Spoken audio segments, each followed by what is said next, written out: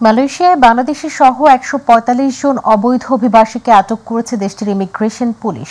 গতকাল জোহর রাজ্যে ৪টি ক্যাপিটোমিয়ামে অপোসেলেরা নামের অভিযান চালিয়ে তাদের আটক করা হয়।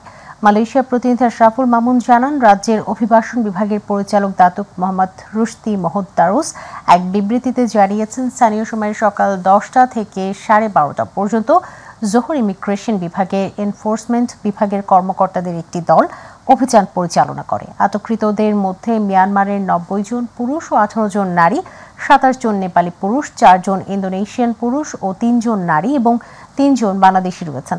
অভিবাসন আইনে তাদের শাস্তি হতে পারে বলে জানা গেছে।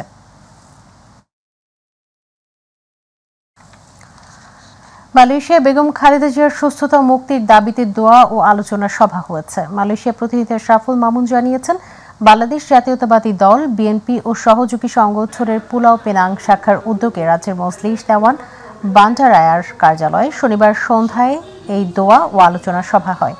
দোয়া আলোচনা সভায় সভাপতিত্ব করেন পুলাও পেনাং শাখার মোহাম্মদ বিলাল হোসেন। অনুষ্ঠান সঞ্চালনা করেন পুলাও পেনাং শাখার মোহাম্মদ হাফিজ। প্রধান অতিথি ছিলেন কুমিল্লা বরুড়া যুব দলের মোহাম্মদ সাদাত হোসেন সাগর। বিশেষ অতিথি ছিলেন ব্যবসায়ী মোহাম্মদ জহির মিয়া। বক্তব্য রাখেন পুলাও পেনাং শাখার সমাজসেবক মোহাম্মদ ফরিদ হোসেন, মোহাম্মদ মারুফ মিয়া সহ অন্যান্যরা। এ সময় বেগম জিয়ার সুস্থতা এবং আরাফাত রহমান কোকুর আত্মার মাগফিরাত কামনায় দোয়া করা হয়।